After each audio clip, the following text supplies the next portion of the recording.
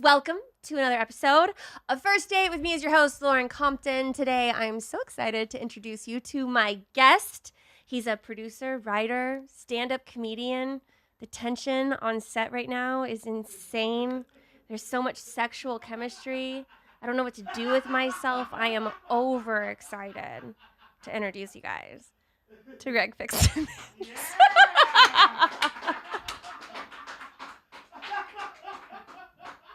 It's been so long since I've had sexual tension that I thought it was food poisoning. I was like, what's going on with my body right now?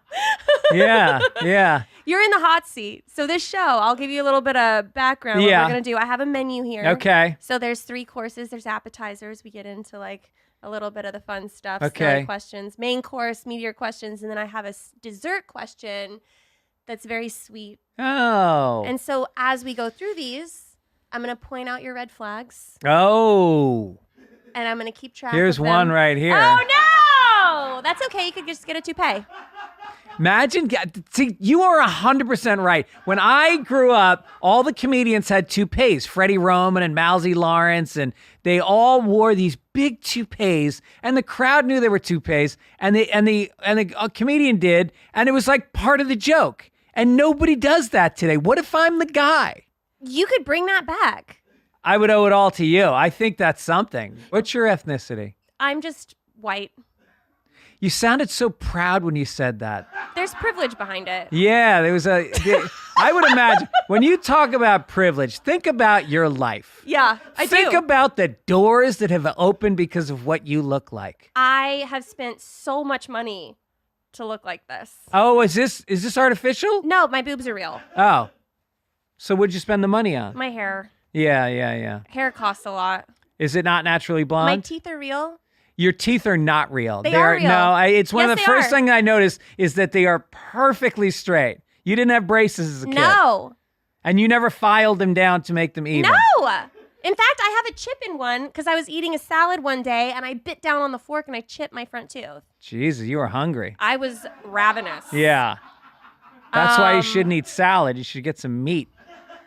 I eat a lot of meat. Do you? Yeah, but this is about you, not me. Okay, sorry. And now we'll get into some appetizer questions.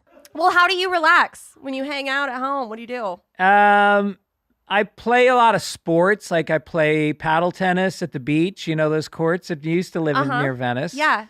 And that's a lot of fun. And then I play golf once a week. This is how you relax? Yeah. By exercising? Well, it's not exercise if you're playing sports. Like I play volleyball on Sundays on the beach. Yep.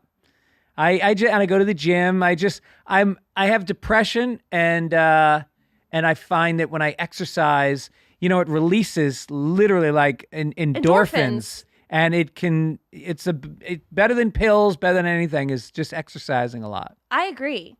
Do you have depression? I think everyone's depressed. It's just how good are you at hiding it and admitting you have depressive tendencies? What do you do for your depression? Comedy. Really? Yeah. But what if you have a bad set? Well, then I just go deeper into depression. Yeah, No. That's the thing. But I do find that tragic situations help with funnier jokes. There's better twists and turns. Did you have a tragic childhood? No, but I've had like traumatic relationships. Yeah. Yeah. Like I've had a boyfriend die of an overdose. No. I know, crazy. I've been divorced. Really? Yeah. Never had a kid though. No. Yeah. No. Wow. Are you married? I'm married. I have 2 children. My son is graduating college. Yeah. And I had trauma as a kid. My father beat the shit out of me. My mother slapped me around. Beat the shit out of you? Yeah. Wow. Where are you from? New York. That makes sense. Yeah. That's what happens there. Yeah. It's the sport I played as a kid. Just dodging, blocking. Boxing. Yeah, but I think it made me who I am today. Depressed. Yeah. Yeah. What do you think a first date looks like with you? Well, I'm married for 24 years. So have you forgotten? All right, a first date with me looks like it doesn't happen because... You're married. No, I'm saying like when I was single, I used to hook up with a lot of women, but I never asked anybody out. There were very few dates in my life. So you would just have one night stands? Yeah, I would hang out with the boys. Well, how the fuck did you find a wife? I met her and I was like, I said to the woman who introduced us, I said to her, I'm going to marry your friend someday. And then I said to myself, all right, the only way I'll do this is if I can prove to myself and the universe that I cannot cheat on her, because I had some girlfriends. Right. And I cheated on them and I felt really bad about it. You're so charming. Really? Yeah, it sounds like you're a little bit of a playboy. I was a playboy, but then I said I can't do that anymore. And she was perfect. She still is. She's perfect. And I said, so I went 3 years dating her, and she was wondering why I didn't propose, because we met at 30. So, when you meet at 30, there's not a 3-year courtship. Right. It's like a year. Yeah. And so she's kind of going like, what the fuck is going on with this guy? So I was hosting a game show on MTV. I was going on the road. I was doing college shows. Fucking 1,000 kids would come out and women wanted to sleep with me, and I didn't do it. Wow. And that's when I knew I could get married. Yeah. Is she younger than you? Same age. Huh. Yeah. Do you usually date younger than you before you were locked in? No, I wasn't that guy. I never had a type. I like black girls a lot. I like Latino girls a lot. Never dated an Asian girl, which is one of my big regrets in life. Yeah. Yeah. I know a few Asian girls. They're cute. Yeah, they are cute and they have great feet. Do they? Yeah. Do you have a foot fetish? I wouldn't call it a fetish. I'd call it an appreciation. That's the same thing. No, it's not. A fetishist lays on his back with with leather and licks, and I just admire. With leather? Well, I mean, they're kinky. They're fetishists. No, that's not true. Have you ever dated a foot fetishist? I know foot fetishes. People with foot fetishes. Have you fooled around with them? No, well, I've had a guy suck on my toes. Did you like that? In a weird way, I did. Yeah. But I would not say that that's my fetish. But I know that there's guys that can love the pictures of the soles of the feet. The soles. No, I'm not into there's the guys soles. that like seeing feet tickled. Yeah. So a foot fetish, you don't have to be Leatherface. Put it this way. I don't go online and look at feet. When I walk down the street and a girl's got on flip-flops, you have laced shoes. I have the most fucked up toes. No, you don't. I do. Really? Do you want to see? Yeah. Okay. So I'll show you something about my toes. Okay. Okay. I hope we can get this all on camera. So I'm going to show you a little thing right here. See this toe? Yeah. How it's just kind of even with my big toe? Right. Ooh, that one's giving me the finger. It looks like E.T.'s finger. Yes. It wants to go home. All of my friends have called me E.T. Just on the one foot. I know. It's just, look. Yeah. Look how long that is. Yeah. It's almost like a 7.5. Like my left one is a 7 and my right one's a 7.5. Whoa. You could suck on that one toe all by itself. Yeah. Like a lollipop. So. A toe pop. You know what I mean? Yeah. We're going to get into some main course questions now. Do you care if the person that you're dating is religious or of a different religion? No, that's fine as long as they have good feet. That's amazing. Do you have good feet? Nah, they're all right. A little pale. That's a red flag. Because I don't go barefoot a lot. I play beach volleyball, but I put sunblock on, so they never really... You have farmer's feet. Yeah. Did you ever use a joke as a pickup line to pick someone up? Oh, yeah. What's your favorite one? What was my pickup line? If I told you had a beautiful body, would you hold it against me? That's a good one. That's good, right? That is a good one. Yeah. Because you're giving the compliment, and then the joke is funny enough that it's not creepy. Right. Yeah. Did it ever work? Oh, yeah. No, I was good. In my day. I mean, there was a lot of alcohol involved. You hear... Yeah. Liquid courage. Yeah, there was a lot of liquid courage. If you went on a date and it was bad, what's your exit strategy? Me and my friend, when we were about 14 or 15, we used to go, I grew up in New York, and we used to hang out in this mall in White Plains sometimes, and we'd meet girls. And we met these two girls, and we were high out of our minds. And we asked them if they want to go see a movie. So we went to the movie theater in the mall, and there was a movie called Cruising, and it looked kind of sexual, and we were like, let's go see this. So the four of us walk in, and I don't know if you know the movie, it's Al Pacino, and cruising refers to gay guys in like dark alleys cruising and having sex with each other. Wow, I did not know that. Yeah. So after the second gay sex scene, we went to the bathroom and then we just left the mall and we left the two girls in cruising on their own. So you'll just straight up ditch someone. I've ditched. Yeah. That's a red flag. Yep. I mean, yeah. I've only left a date one time. How'd you do it? I just got up and walked out. You did? Yeah. Yeah. Did you say I'm leaving? No, but I walked out the front door. Damn. Like it was a statement. Whoa. What did he do wrong? Everything. He did. He was an asshole to the waiter. Yeah. He complained about everything from the and this was like after COVID, a dish came to the table. He took a bite of it. By the way, I picked this restaurant. I thought it was my favorite. He ate a bite of it and he was like, ugh, I could the only people that would like this dish are people that have had COVID because they've lost their sense of smell. That's funny. I know, he was a comedian. Oh, no, that's a red flag. I know! Jesus. I know. That's a red banner. That's the last comedian I dated. Yeah, oh, really? Yeah. And what so was that his name? I can't tell you. Oh, come on. Camera. No, I can't. Is he a big name comic? He is. Oh.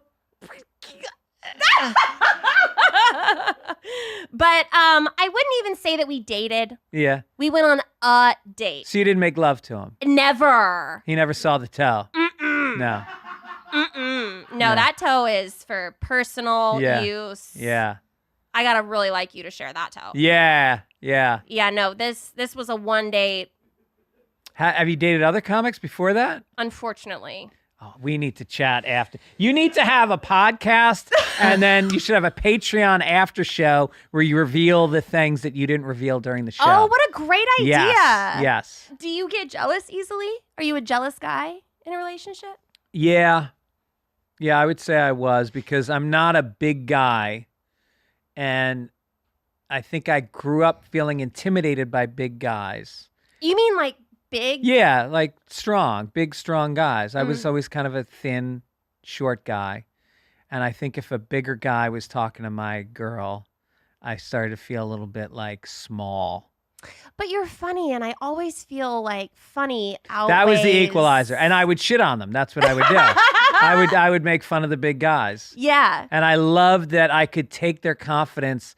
I used to enjoy just taking their confidence and like a weed whacker, just fucking trim it down until they just slink away because they feel powerless. Yeah, they just go home and like jab another needle in and just pump up the steroids. They're like, I'm not big enough. Yep. They start bench pressing at midnight drunk. Yeah. Yeah.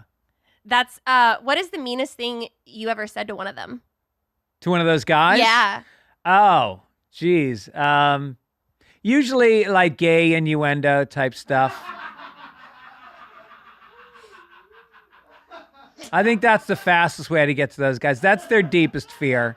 Yeah. Just question it and just go like, those are cute jeans. They go over well with the guys. Would you consider yourself gay or homosexual? Well, I have to say that I because they're so big and you felt so small and you were saying such ruthless things. Yeah. You never had a fear of getting the shit beat out of you? I used to get into a lot of fights, but I hung out with big guys.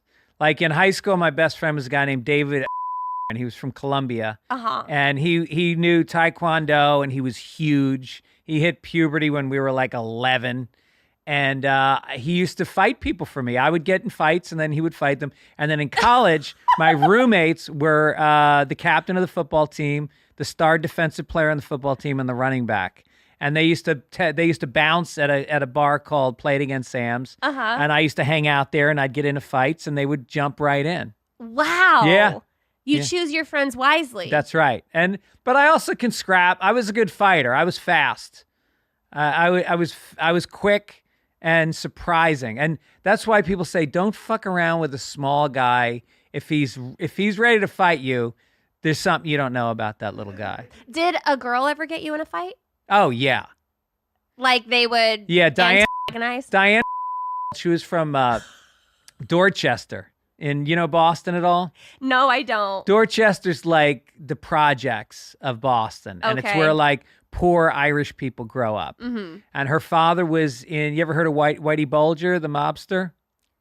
Actually, yes. He ran the Irish mob in Boston. Yeah. And her father was a bookie who worked for Whitey Bulger, and he was in jail most of her childhood. She had like 6 brothers. They were all Golden Glove boxing champs. Really fucking tough chick. So I go out with her, and then she brings me to Dorchester to this tough guy bar. The kind of bar where you go at like noon and it's packed with dudes. Wow. And they've got on Celtics jackets and muscle t-shirts and tattoos. And I walk in and one of her ex-boyfriends sees me and I realize, oh, she brought me here for a reason. Oh, no. She's fucking with the ex-boyfriend. So this guy comes up to me and he's got his toe. It's her and me, and then he walks up to talk to both of us. And Boston guys play it super nice with an undertone of malicious cruelty. So he's going like, hey, guy, how you doing, kid? But his toe is touching my toe. Like yours is touching my toe right now. I mean, if you touch, from that's 2 why feet away. we're so far away. Yeah. And so I start to feel like, all right, this guy's going to fucking kill me. And so then this other guy comes over and he goes, hey, Greg Fitzsimmons, I saw you at Nick's Comedy Stop 2 nights ago. You're the fucking great. Let me buy you a beer. And then he says to this guy's all right. This guy's all right. What a savior. What a save. Because there was no way I was going to mock this guy in that bar. Right. That wasn't going to happen. So did this turn you on about her? No, I said, I was done. I was done with that shit. I still know her to this day. And her sister's one of my best friends. And we had sex, and it was pretty amazing. You and the sister? No, never had sex. The one who's my good friend. No, the one who's my good friend I didn't have sex with. But her sister, who would look like Marilyn Monroe. She was gorgeous. Yeah. I'm still friends with both of them, but one of them is like one of my dearest friends. That's so cool. Yeah. How do you feel about open relationships? If you don't plan on staying in it for long, I think it's a fun experiment, but I've never seen anybody go long term on that one. Yeah. You know. Have you ever had a threesome? I pitched it to my wife early on, and her feeling was we're not going to plan it, but if it were to happen, I would be open to it possibly happening. And I immediately got an erection. I was like, this is fantastic. Wow. So we were at a bar one night. It was like a rap party in Hollywood. And so there was this woman, and she was a publicist. She was like a real power woman, you know. She had on like the short skirt suit. Yeah. And she was like, she sat down on the couch with me and my wife and ignored me and honed in on my wife. And I was like, it's happening. You knew. And I became a waiter. I just kept bringing drinks over. Just, when there's a small flame, you don't blow hard on it. You just gently get a little air going into the flame. You try to build it. And then this woman, her girlfriend from the past showed up and came right over to her, was jealous, pulled her away, game over. But I'll tell you something. Man. I threw a move on the wife that night, and I closed. Damn. It was some powerful sex that night with my eyes tightly shut. Yeah. There was other stuff going on in my brain that night. Yeah. That's a fun story, too. I've never had a threesome. What? Why are you so surprised? Because you seem like somebody who's very comfortable with their sexuality. That doesn't mean I'm comfortable sharing a partner. Right. You Did you ever get close? No. Have you ever had lesbian sex? No, I'm a jealous straight female. Damn. Yeah. Ever had a one-night stand? Yeah. How many? Well, I got divorced. Yeah. And I had like 10 one-night stands in a row. Did the guys all try to call you again and you ghosted them? Yes. Yeah. Yeah, and it was just out of revenge. It was a revenge 10 days. Yeah. Yeah. Damn. But never a threesome. I've been a whore, Yeah. but never a slut. You got to I like that. That might be the name of the podcast. Whore but not a slut. Yeah. Yeah, that's Yeah, good. I hoarded out once in my life. Have you done nude photos at any point? Oh yeah, I've been on the cover of Playboy. Get the fuck out of here. I can't. This is my show. You leave. I'm going to get the Playboy. Get back here! Who's got the Playboy? He got up and left. That's a red flag. Wait a minute. So you did the full Playboy spread? Many 4 of them. No way. Yeah. Have you done porn? No. Okay. What about like OnlyFans type stuff? Oh yeah, I have an OnlyFans. What do you do on the OnlyFans? Are you fully nude? Yes, but I work with my Playboy photographers. Yeah. And then I release series of like, it's basically my own version of Playboy magazine, but I sell the high-end photos that you would buy in Playboy on my own site. Oh, so it's just stills. There's no video. I do some video, Nude video. like behind the scenes. Behind the scenes. What So does that mean? I have my photographers shoot me, and then I have videos behind the scenes. Cheers to you. That's amazing. I mean, I like it. I mean, you were Baptist growing up? Uh-huh. Are your parents aware of what you do? Yes. And how do they feel about it? Well, I have a tattoo of a kiss on my left butt cheek. Yeah. And I did a big TV show for Playboy, and my parents humiliated me by watching it. Oh. And the only question my dad ever asked me was, is my tattoo real? So you know that he saw your body. Yeah.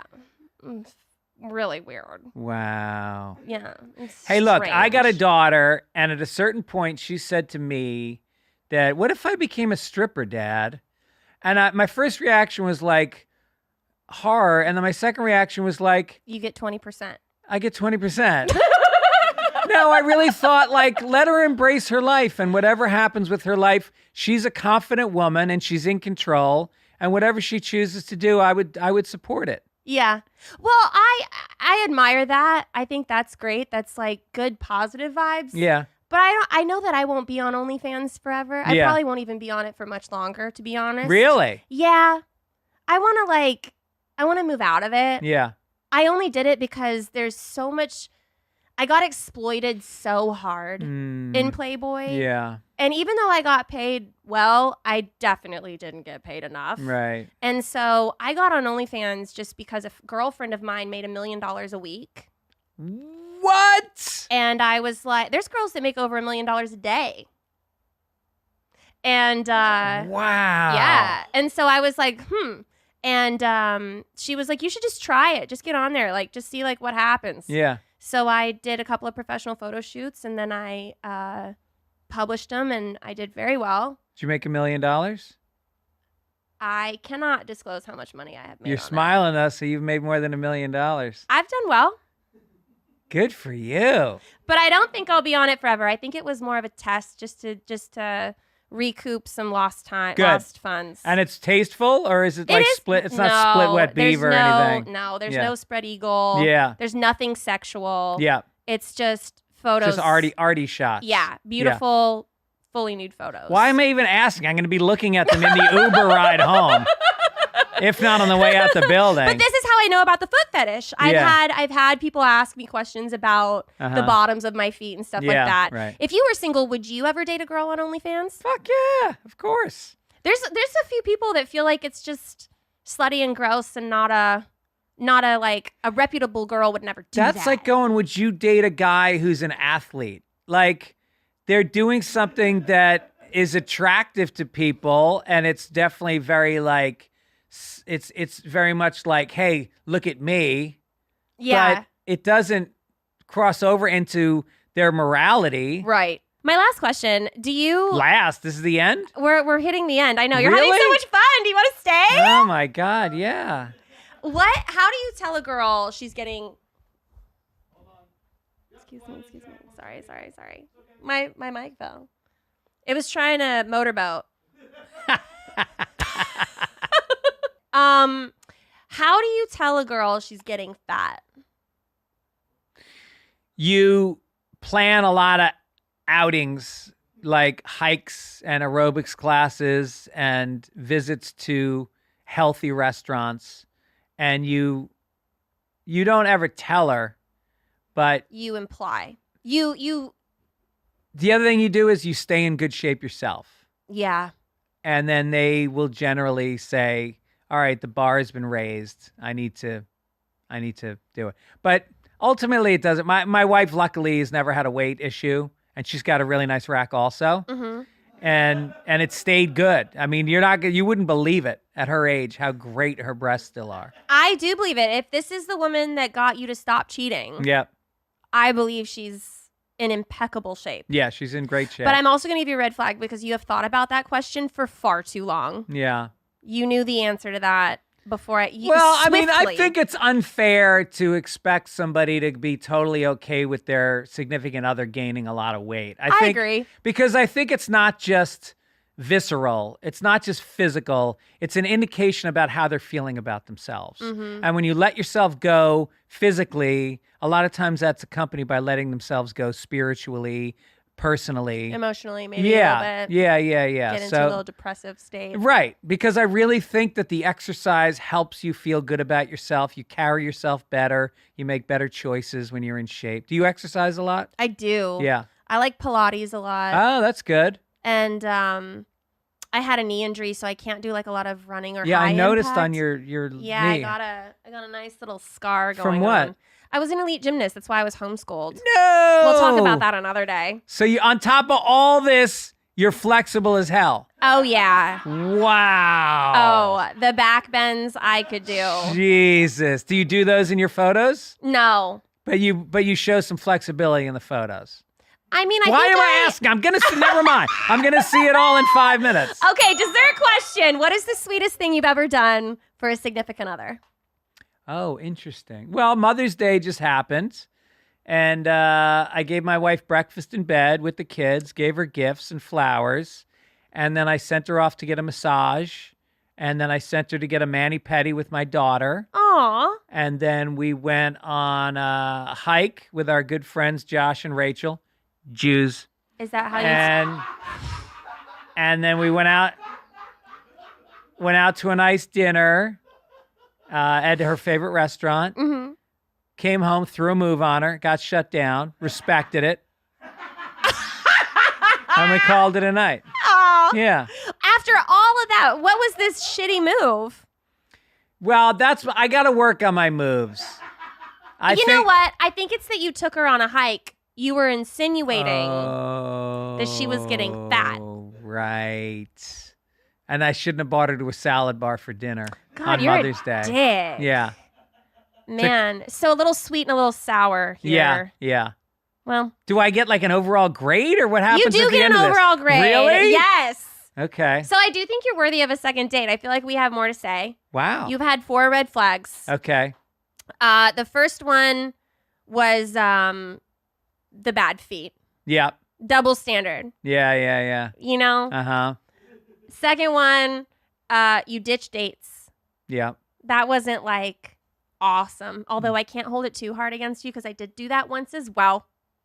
But that's still a red flag for Yeah, you. Like I I said, this is more about you and less about me. Mm-hmm. The third one, you got up and left me.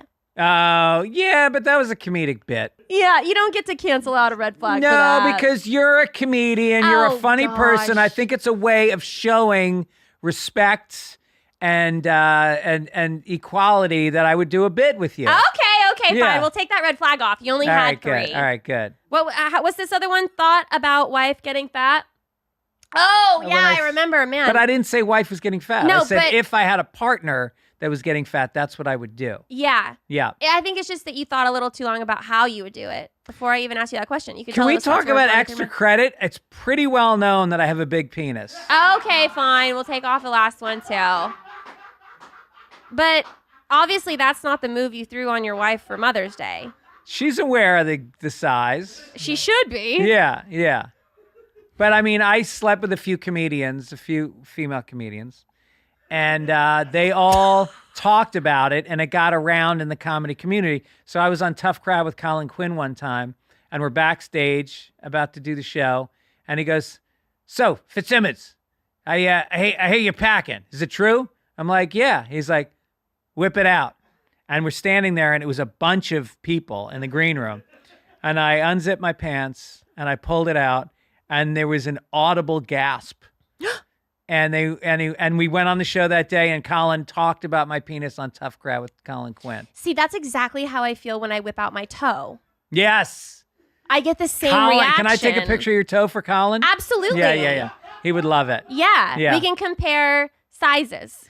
But I remember there was a book about how to pick up women, and one of the things the guy said was, if a woman is strikingly beautiful, which you are, thank you, you find the imperfection and you stare at it.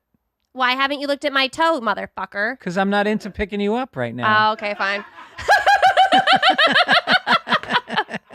Well, this was so fun. All Thanks right. for coming on my show. I'm glad to be part of the early episodes. Of course. Yeah. We'll have you back on for a second date. Sounds good. Guys, thank you so much for tuning in. Greg, where can people find you? Fitzdog.com. I have a few podcasts, Fitzdog Radio, The Sunday Papers with Mike Gibbons, and then Childish that I do with Allison Rosen. All that stuff you can find at fitzdog.com. Hell yeah. Yeah. That's amazing. All right. Well, I'll see you soon, and I'll see you guys soon. First date, baby. Are you really drinking a glass of milk with dinner? First date, I can't wait. You told your mom about me? Just say you're ready. Delete my number. First date. Your parents are your roommates?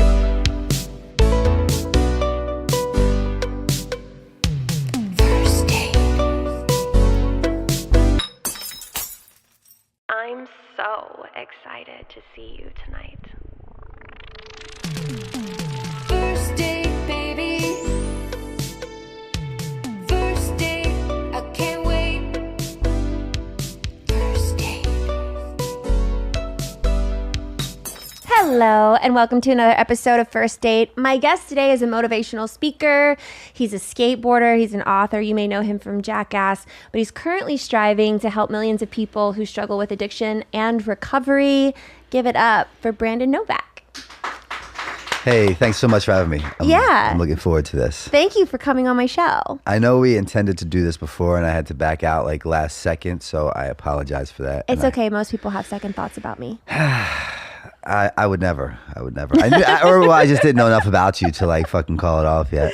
Yeah. So we'll see how this goes. That's fair. The night is young. But you have a lot of tattoos. I dig that. I do. I have them. I hate getting them. I can't stand them.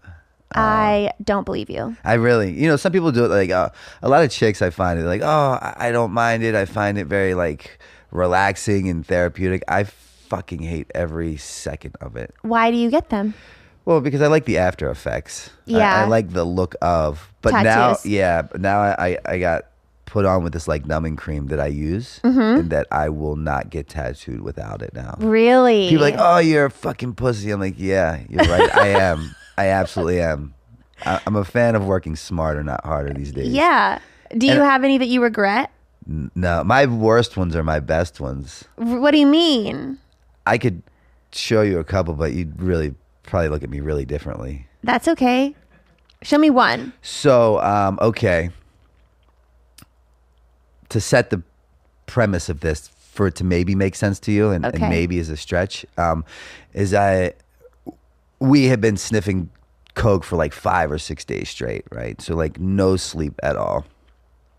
It's 5 a.m. in the morning, and me and my buddy Bam are shooting a game of pool.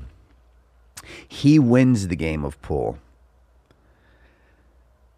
because I win the game of pool, right? I win the game of pool. We then go into a room, lay on a bed. He puts a pillow over my head, pulls a laptop out, jerks off, and comes onto my arm, which is this right here. And we have a tattoo artist there with us who's also partying. So he then traces the cum around my, where it lands, and then goes over and puts the cum in me. So essentially I've been came in by a man, and I've never even been fucked by a man. Yeah. So it's all so wrong that it's just fucking right, Yeah. right? I feel like that's going to make Jason Ellis very jealous. Yeah, he's that's my guy. He's a good friend of him and I are Does friends. he know about that tattoo? No, I don't think.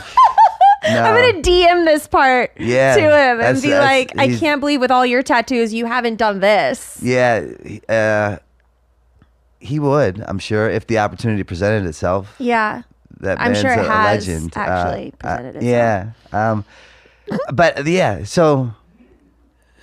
Yeah. That's yeah. cool. Are you? Do you have them on your chest and are you like your legs and everything? No, Are you like fully? my legs aren't like covered. There's sporadic spots. My chest, I'm actually, after I got sober, I kind of started to like, I don't know, I got tired of looking at like weird little patchwork all over my body. So I'm kind of cleaning this all up and making it a uniformed kind of deal. So I'm in the process of having my chest finished. Yeah. And that's almost there. Do you like girls who have a lot of tattoos? I don't find that attractive No. at all, which most people would say or think that I do. Yeah. Quite the contrary. You like a girl who's just kind of like virgin skin. Yeah, I think it's because it's really abnormal to see someone without a tattoo these days. It's Yeah. such like the prerequisite to fucking a specific culture. Yeah. And now it's like to see someone without, I'm like, wow, that's like fucking admirable. I got one tattoo, but I always forget that I have it because it's on my butt. Really, what is it? A kiss print. Huh? I know. Okay. It's just like a little kiss on the butt cheek. Okay. I got it so that I I can have my ex's lips here. Okay. One of my exes there. Mine's just red. I'm not really a colored guy. Yeah, but this is my only one. It has. And I wanted it to look really real. Like I wanted it to look like someone kissed me on the cheek. So I'm thinking of, I was out with this woman last night, and she had told me about a tattoo that she got, and she like does writing for stand-up comics. Fun. And she only as well had one tattoo on her back. Oh, it was like a tramp stamp, and it was of a coat hanger. And I was like, well, what's the reasoning behind that? And she's like, I don't know. I think I was just drunk and got it. And she's like, but I've since had it removed because there's like that old saying of what women used to do with coat hangers, which was perform abortions. Yeah. And she's like, yeah, so it didn't really go over so well. Yeah. So when you talked about that, although it's not, hers wasn't on her ass, I have a tattoo on my ass too. What's your tattoo? It says Nidiot, Nidiot, but the eyes are dotted in hearts, and it's another cocaine story. So what percentage of tattoos did you get while under the influence? Oh fuck, the majority of Oh, all. really? Yeah, I have this one on my leg that it says I talked about this before, but it says I could show it to you if you like, Keep your pants on. because I don't wear underwear, but I would like cover it up. But I've seen enough of it Ari says, Shafir to last me a lifetime. I went to Lincoln, Nebraska, and all I got was fucked up the ass. Or I forget what it says. It's here, and I don't look at it that often. I don't know. imagine why. It doesn't make sense now. I have to see it, and I forgot it, and I'm tongue-tied. And I'm kind of a bit on a lot of meds because I like started coming down with something last night. Oh no. Yeah. Like you're just like sick? a head deal. And I had come too far to cancel, so we're just in it together, all right? Fucking deal with it. Stay the fuck over there. I Fucking won't be deal hugging with you it. goodbye. We're gonna start off with some appetizer questions. So are you went out with a girl last night, so I'm assuming that you're single. What I am is a 46-year-old grown man who lives with 3 cats. Okay. And I don't know what that says about where I'm at in life or stature. But yes, I am single. I believe I was a cat in my past life, to be honest with you. Oh really? I have a lot of the same attributes or characteristics. Like a leopard cat or a house cat? I wish I could be that rat. No, just like a street little fucking Alley rat cat. kitten that was A born, stray cat. Yeah, out of like a good night of partying. Yeah. That's because I like to know what's going on with things, but without being in the mix. Okay. I like to pick and choose who I give my attention to. I like to leave when I want to leave. When I'm not traveling, I eat the same thing every day, and I keep odd hours. How do you meet girls? Generally through I'm on that Raya app, and that I was on works. that. Yeah. Yeah, I know a lot of people that have been on that app. But it's like a gift and a curse. I've been really blessed with this beautiful life, and I'm kind of my own boss to an extent, and I create my own schedule. And at 46, kind of really being dialed into my routine and a specific way of life that I don't like having fucking not go the way I like it to go. It's tough to have someone come in and disrupt my routine. You know what I mean? So are you looking for a girlfriend? No. Okay, so you're kind of just having fun. You meet people, you go out, and then how long does that usually last? It's not even like I'm like looking for fun. Like, to be quite honest, if I'm far past the point of just trying to fuck, right? Like, it'd be easier for me to just jerk off. It saves time. It's less consuming, and it just works better. The app's rad because you meet people and, you know, off of a physical connection. But if I don't sit down at a table and a conversation doesn't get me off, then I get really bored really quick. Do you ever leave? I have. Are you honest about it? Are you just like, this isn't working out, or? I'm not that much of a man. I know it. Because two things that I'm fucking terrible with in my life is confrontation and people pleasing. And with those two together, I just dig myself in a really deep hole.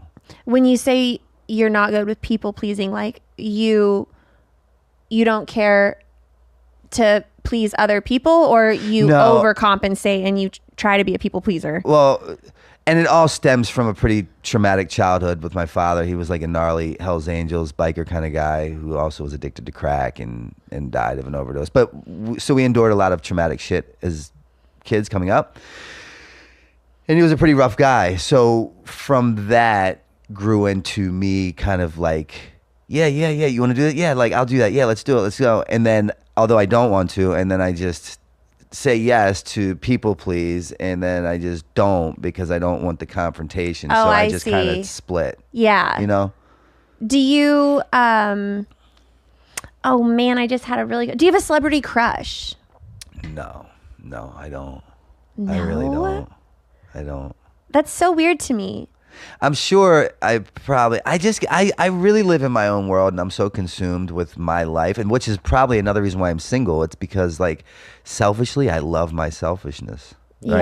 Yeah. I love to be able to today, if I want to leave here and get on a flight and go to fucking Spain to skate, or, you know, Florida to hang out, or whatever, you know what I mean? Like, I can do that and don't have to run that by anyone. Was there a time in your life where you felt like kind of trapped by a relationship? No, but ironically enough, what happened for me was throughout the majority of my life, the guy who I disliked the most, which was my father, right? He was just a gnarly guy and taught me like one thing in life, and that was if and when I went to prison, how to conduct myself. That was what he taught you? Yeah. He was really disconnected from reality. Well, he was just disconnected from this reality. You know, Yeah. he lived in his own world too. So the point that I'm getting at is, like, the man that I really despised the most, I became the most liked, right? Meaning that my father, everyone loved him except his family. And prior to me getting sober, I always had a woman in my life. And it wasn't because I'm like this egotistical, like, I have a chick. It was what I didn't know then that I see clear as day now. It was really more of a survival mechanism. Because I had the wherewithal and the common sense that, like, okay, I'm this fucking insane, strung out drug addict that can't get sober to save his life. I could get things, but I couldn't keep things. So I knew that, like, I couldn't even deal with myself. So another woman like me, we'd go to hell in a handbasket. So I would get really well put together women with no tattoos, you know, successful lives, to kind of keep things afloat, right? Like a balance. A balance, more so like a roof over my head, Oh, and a okay. fucking car to drive, and you know, like, because I could get money, I couldn't keep money. I could get a house, I couldn't keep a home. So they would keep things afloat and managed, if Yeah. you will. And I at that time was like in love with these women, but I had no idea what was really going on with me. And what it was doing is it was allowing me to avoid having to look at me, which was why I got high, essentially, right? So I could focus all my attention and time onto someone else.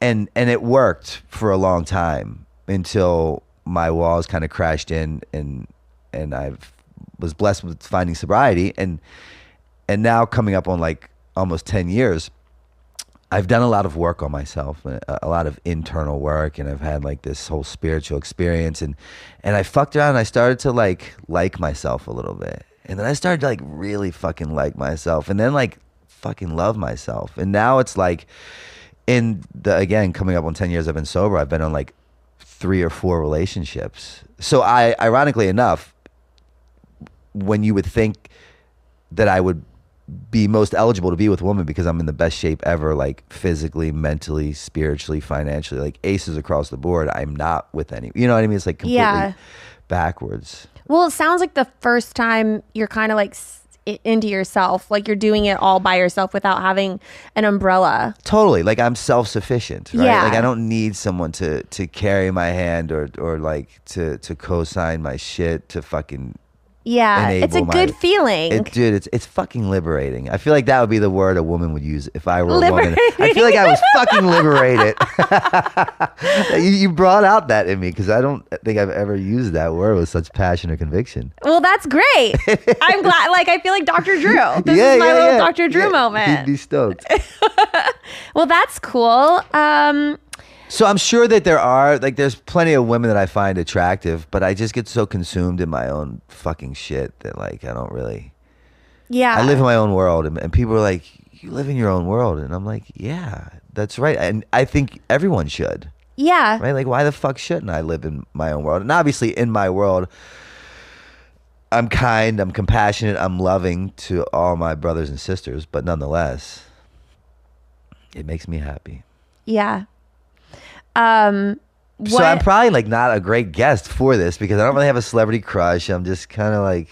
That's okay. We can get to know you.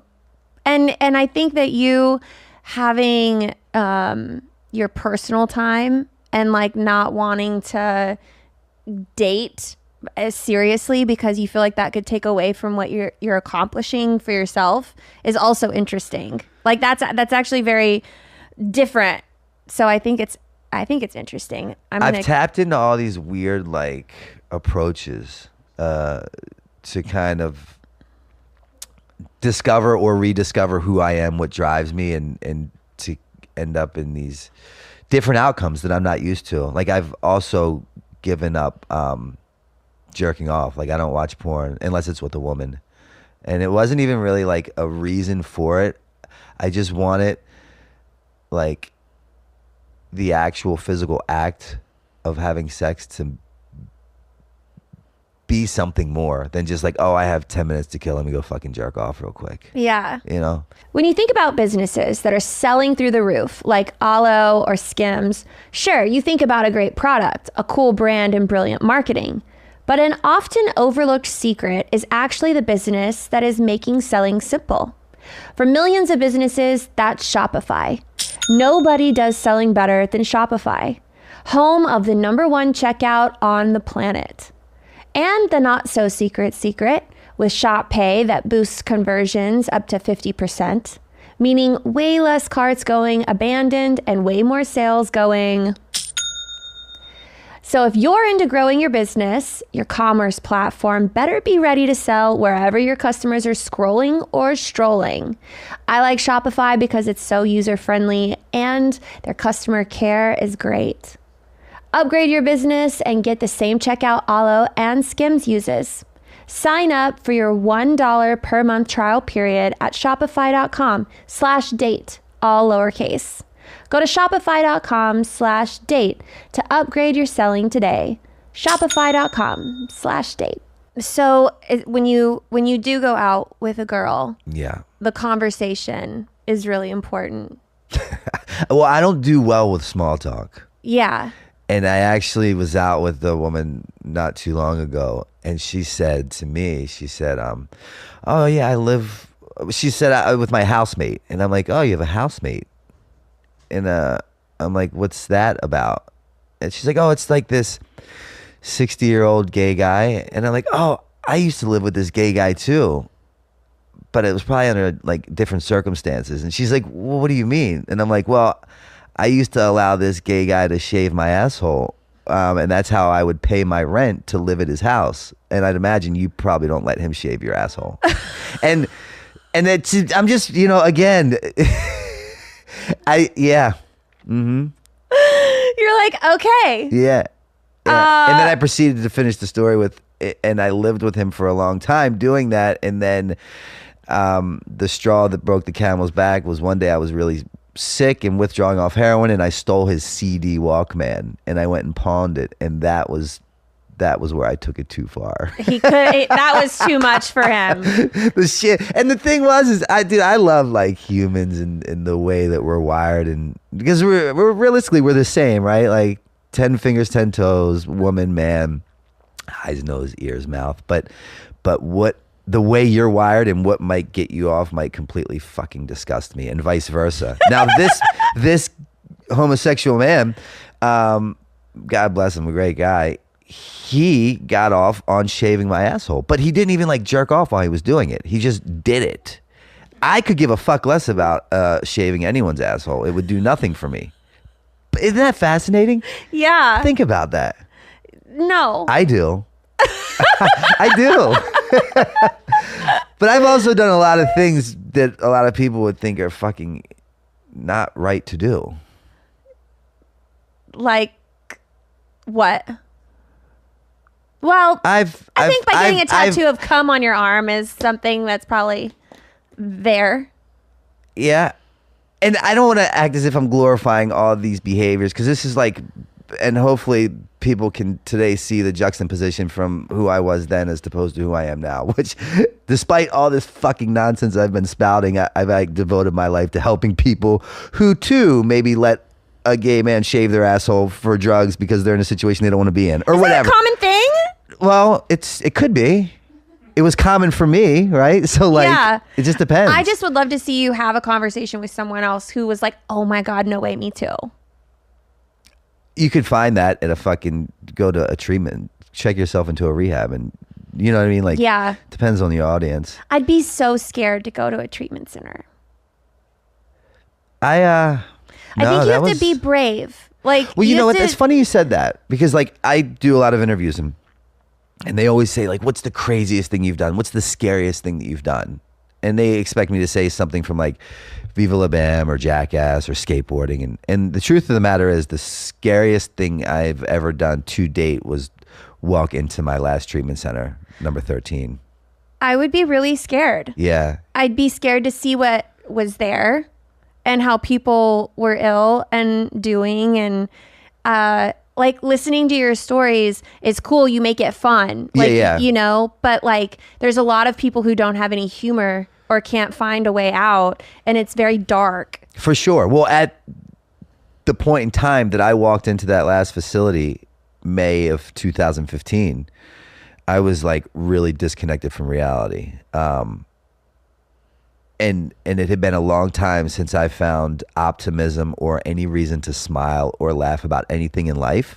So if you kind of did it in my presence, I took it personal, and I wasn't fucking happy about it. But again, I've done a lot of work to get to where I'm at now, to, God willing, be a light at the end of that very dark, drab tunnel. Yeah. Where people are that don't really know if there's a way out, or take it personal because you're happy, to let them know that they too can get to where I'm at. Yeah. And that's so it's, yeah. Yeah. You too cannot have to let a man shave your asshole anymore for heroin or rent if you want. Well, it's good. You know, you have to, I think as in a sense of relatability, you have to have at least been there in some capacity to be able, for even a drug addict to even listen to your advice. For sure. You know? For sure. I don't have any like really great drug stories. Like if I were to try to go help someone like not do drugs, I feel like I would get punched in the face. Yeah, I mean that could potentially happen. You know, I have a punchable face already. So it's good that you know that. Yeah, I do. Awareness is worth its weight And then in once gold. I start talking, it's done. Game over. Oh my God. Just show them your fucking Just- lips on your ass. Yeah, and then they're like, everything will be oh, good. fuck this bitch. They're like, so, we'll give her a pass. yeah, so I admire that you can go talk to them and do that because, dang, I couldn't. We're going to get into some main course questions now. Do you have, so besides skateboarding, do you have any other hidden talents? Hidden talents. Well, it turns out that I'm a really good motivational speaker, which is nothing I ever like intended on doing or wanting to be. How did you find that you were good at motivational speaking? People just started asking me to speak at more events. Really? And it was like, it was nothing that I do today was done by design. I'm not fucking nearly clever enough to create this picture for what you view me in. Was it like a snowball effect? You just started doing one good thing and Yeah, but it all stemmed from me ending up in this place where A, I didn't know how the fuck I got to, and B, had no clue how I was going to get out. So what that did is it allowed me to eliminate any plan, right? And that lack of plan produced the best of plans because it allowed me to get the fuck out of my way because I was always the problem, right? I'm the common denominator in all of my problems. And that's when I surrounded myself with like really good people who have my best intentions at heart. And I just kind of dumbed my way into this position by simply, my journey started with me at 38 years old, washing dishes in a diner for $6 an hour under the table. really? Yeah. After treatment center number 13, I had fucking pissed away everything. I walked into treatment with literally the clothes. I walked into treatment at the story's way too long to get into, but I feel like you'll fancy this. Before I walk into treatment, I only thing I owned in this world was I had 8 scarves, 2 jackets, 3 socks, a stick of deodorant. It all fit into this bag that doubled as my pillow, a needle, a spoon, and a restraining order. That's all I had, and a passport. I had a passport with that, but that's all I owned at 38. And I was going to attempt to board this flight to go to Fort Lauderdale to live with some stripper out of Baltimore. But before I got on that flight, I was going to go cop some more heroin because I didn't want to get sick on the flight. And when I went to cop, they robbed me. And when they robbed me, they ripped my front and back pockets completely out. And I had no underwear on. So now my dick and my ass are completely exposed. I had this like nice button-up shirt on, and they ripped the shirt open. And the only button that stayed buttoned was this very top button. And I had these shoes on with one shoestring because I had lost the other shoestring along the way from like tying up to shoot up with it. So I then attempt to go to BWI Airport to board a flight looking like a gay East LA cholo gangbanger. And they denied me access to this flight, which in turn allowed me to call my sponsor, this guy I'd met in AA like years ago. And he guided and directed me to this treatment center. And in this treatment center, I completed it. And after 90 days, I had no idea what I was going to do, right? Like I didn't graduate high school. I got my GED in the penitentiary, but like it didn't really matter. I had written a book, and I was like a skater, and I was like in those movies, Jackass, but it didn't really equate to any like, you know, traits or qualities that I had that would deem me worthy for a particular position at a job. So I didn't know what the fuck I was gonna do. And now at the time, my mind told me I should have been at least the president of the United States, at the very least, right? And some people of mine, they found me a job washing dishes at this diner for $6 an hour under the table. And I like took pride in washing those dishes, and I started like showing up every day, and I would come early and I would stay late, and I only called out one day out of the whole year that I worked there. And that was like unlike my behaviors. Yeah. Right? Like that was not how I would carry myself prior to. And and what I didn't know then that I know now is that job was creating like the foundation and stability that the rest of my life will be built on, including my recovery. Yeah. And for that job and washing those dishes. And I had my coworker was a 14-year-old kid next, you know what I mean? So like I had always heard that word humility, and it rolled off the tongue so brilliantly, but like until I experienced it, it was a whole different story. Is that when you started getting sober? Yeah. Wow. Yeah. So it's from that point to today, you know, in my mind, I'm still waiting for like the grown-ups to show up and take care of everything. Yeah. But I've, you know, been blessed to achieve like a lot of beautiful things, and I own a lot of different businesses, and I think maybe from some outside perspectives, I kind of have it put together a little bit. And again, I'm still like in here waiting for the fucking grown-up to show up and take care of it. Well, it sounds Yeah. like you're... So what my people tell me now is the very last thing that I've chose to address or work on, because it's the hardest thing, is relationships. Yeah. Because like I can get vulnerable with a room full of 5,000 people, no problem. I can get vulnerable with you. But like let me do that with someone that I really am connected with, that like we leave here and go home together. Mm-hmm. Right? That's like a difficult thing for me. So after you've experienced, I feel like you've experienced so many things in life that would be like drugs and all these things. Like when you want to escape, Yeah. you go and find something that makes you happy, right? Sure. So now that you're sober, what is your guilty pleasure? I was so disconnected from reality so long that like I like going to the grocery store. I like when my house is clean. I like when things are in order. Yeah. I like riding my bike. I find it very therapeutic, and I just kind of cruise through, and like a pedal bike, just a simple. Skateboarding, obviously, I love. Cats are I'm a fucking cat fanatic. I will open a cat sanctuary when like I have nothing but time. Have you ever been to a cat cafe? Yeah. they're like, that's kind of strange to me though. I mean, it's a very nice sentiment, you know, and I agree with it all, but it's almost like, it's like, I'm fucking insane in my head. I'm thinking the parallel is like, it's like the red light district in Amsterdam. But like, you know, obviously I'm not going to fuck the cats, but like there's just these cats in the window, and you have to go and you have to pay $20 or whatever to hang sit out in a with room them. and like let them fucking run around That's you. hilarious. Yeah. That's so funny. I'm allergic to cats. Really? I'm allergic to anything that sheds, even dogs. That's a shame. I know. It sucks. I have a dog though, but she's hypoallergenic. She doesn't shed. Okay. But I love animals. Yeah. My mom got a cat and I was pissed. I was like, why in the world would you get a cat when you know that I'm allergic? She wanted you out of the fucking house. She was like, the cat's around more than you are. Yeah, totally. And I'm like, oh. And so now she has a cat. And Yeah. so, yeah, I think cats are really cool, but I can look at them, That's cool. but I can't touch them. From afar. Yeah, and that sucks. I'm very hands-on.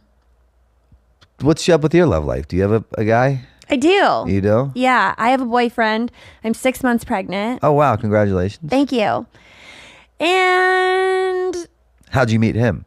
at his restaurant, he owns a barbecue restaurant. Cool. Here in So- Austin, I presume. Yeah. So we met at his restaurant, and we've been together for over like 2.5 years. Right on. Yeah. So that's. I was my engaged relationship. twice. Really? Yeah. Sober? No. No, fuck off. You're like, have you listened to anything I've said at all? No, not at all. I have no desire to want to get married today. Yeah. I don't. And everyone's like, oh, you just haven't met the right woman. And maybe that's the case, but I've met women. That's not really the issue. Yeah. I think partnerships are rad. Mm-hmm. Open relationships are rad. I think. That's you don't. good. Well, I would be terrified to have an open relationship. I'm too insecure. I know for a fact I could never handle sharing. Sure. For like the first step of everything. Sure. Yeah. And I would just want to feel like I was the only person. I've been referred to as emotionally unavailable That's okay. often. So I don't really think I'd have a problem with that. Truth be told. Yeah, I think that men are also different than women when it comes to open relationships. Like, I believe that a guy can separate himself and his like desires with sexuality and emotional stuff much better than a woman can. Yeah. So I'm not surprised when men are more open to it. When a woman is open to it, I just think she's bi. Which most women seem to have no issue with. If you're bi, like if you're into women and men, then an open relationship doesn't come across as strikingly odd. I think the narrative's changing though these days with what the norm is, right? Because as a child, when I was a kid, you know, the norm was the husband, the 3 kids, the dog, the house, the white picket fence. And I think today, and I don't know, maybe I spotted, I got it. It's not like I'm fucking engulfing myself in tons of married relationships. And I don't really hang out with a lot of people in a lot of relationships, obviously, because I'm not in one. But I don't believe that a lot of relationships work. Even my fucking therapist, who's a marriage counselor, is going through a divorce. It's just like, I'm Well, who marries a marriage counselor anyway? yeah. Well, I mean, there's someone for everyone, I guess. I know, but that'd be so weird. I think marrying a therapist, and for all the therapists out there, more motivation for you. But wouldn't it be weird marrying someone who was a marriage counselor? I would never marry a psychiatrist because I feel like they'd just be dissecting my brain all the in time. every fucking move. Yeah, like I'm glad that they exist, but I would never want to be in a relationship with one. It's like a prostitute. Yeah, ooh, I'm glad that they exist, but I don't really want to fucking take them home to me, yeah, mom. no. Like, I'd rather pay you for your service. Again, very similar to a prostitute. Very similar to a prostitute. Fuck. But don't come home with me. And Let's leave this where it stays. Let's just. No, I get it. But I think people today are, and who the fuck knows? This is just my opinion. It absolutely means nothing. But I feel like people are the ones that bought into that narrative early on. You know, now find themselves divorced or splitting up and kind of figuring out who they are and totally engulfing themselves into their professional career and then just turn into, you know, casual things. With people, you know. I've always been in very serious relationships from one to the next. I was until I wasn't when I got sober. You know what I mean? Like I was. Yeah. I don't know. I was never single for very long. Well, they say, I was told recently, the magic that I'm in search of is in the work that I'm avoiding. Right? So obviously I'm avoiding looking into the whole relationship thing. So I'm sure there's a lot to be said there for me. It's just, I don't know. I haven't found the reason to get into that yet. I'm going to ask you my dessert question. What is the sweetest thing you've ever done for someone else? It doesn't even have to be a girl. Just like the sweetest thing you've ever done for another person. So right now, and I'm weird. I'm weird like with talking about things that I've done because I don't believe I deserve the credit, right? Like I think then it can turn into an egotistical thing. But I'm in the process right now of doing something that I'm really, really proud of. And my mother is everything to me. She's 83 years old. She endured the brunt of my addiction, right? She had bought me a plot. She was like literally preparing herself for my death. And she would that kind of plot. Yeah. Like, and she was like my number one fan. She would love me when I didn't love myself. She would pray for me when I didn't pray for myself. She'd feed me when I didn't feed me. You know, she was my one. Oh my God, what a great mom. Right? And I always loved her. And that was one of the motivating factors, one of the big ones behind me getting sober is like, I don't mind hurting me, but like I was raised with morals and values and a good heart. And I had a problem hurting people that I loved. That's always been a problem for me. I'm not just like this heartless fucking asshole that just is like, fuck the world. It's, you know, like I care. And, you know, when I went away to treatment the last time, her time looked, you know, precious. And then she came to visit me when I had 90 days and it looked like she had decreased in age So all of a sudden, like, she became my fucking right hand. We're thick as thieves. I can't get enough of her, and do so much with her. She's so funny too. I follow her around, I film her, and I take pictures. She's like, "You're sick. You're a pervert. All you do is follow your mother around and take pictures of her." I'm like, "You're kind of right. I do." But I know it's a long answer to get to where I'm going. But she's turning 83 in December. All she cares about in life is Rod Stewart, Pepsis, cigarettes, and giraffes. I've been to more Rod Stewart concerts than I can fucking tell you. But for her 83rd birthday, I'm throwing her this really big surprise birthday party, and I'm flying in a Rod Stewart cover band from Boston. I have this humongous ice sculpture of a pack of Marlboro Lights. I have a stripper that will come out and sing happy birthday to her. I have like a character drawer, a magician, a harpist that will play music throughout. A whole dessert buffet, and like this video that will be played and presented, because I filmed tons of content with her. Yeah. And like this whole thing, like I'm just making it so elaborate and gaudy and obnoxious. Are you going to have the stripper dress up as a giraffe? No, my mother was, it should be, but my mother was a nuclear physicist. She was on the board of Mercy Hospital, insanely intelligent. Wow. So the stripper will be a doctor. Okay, that's hot too. Totally. But the giraffe comes into play because the clients at so I own a treatment center as well, Redemption Addiction Treatment Center, where I'm at, and the thing I love most is running group every day with my clients. I really like to be hands-on with.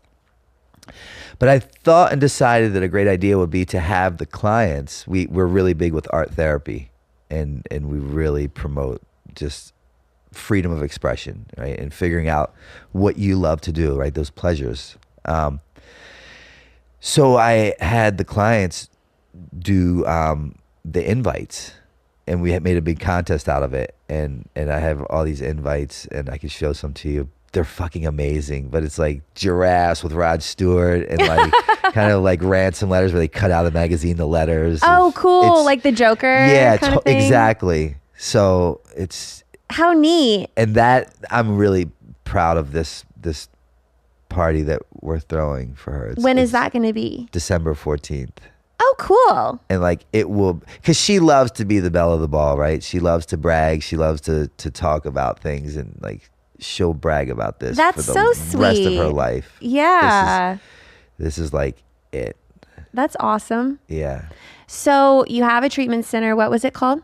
Redemption Addiction Treatment Center. Redemption Addiction Treatment Center. Yeah. And then where else can people find you? So, I mean, just to make it easy, if you just go to my social media or my website, which is brandonnovak.com, it takes you to everything else. But I once I got sober, I started like,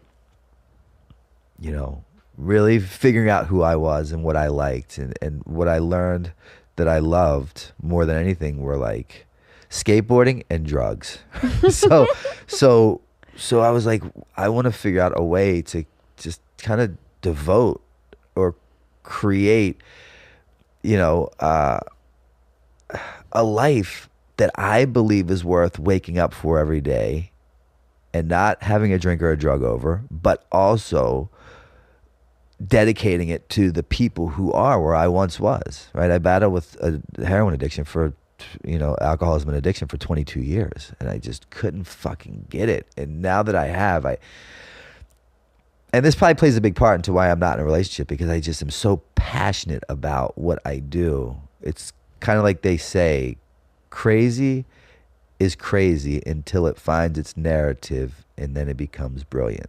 Right. And now my crazy, which is just being devoted 24/7 to helping those who are where I was, is now kind of created this brilliant narrative to where I'm just as consumed by skateboarding and drugs. But the only difference is I don't use the drugs, and I'm blessed with a beautiful life because of them. Almost like my poison has become my medicine, a very fucking like deep, magical thing that exists in recovery.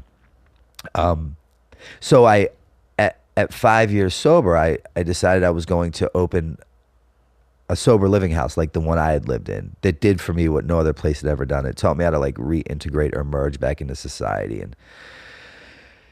And So on my 5th year anniversary, I opened up my very first men's sober living house called Novak's House.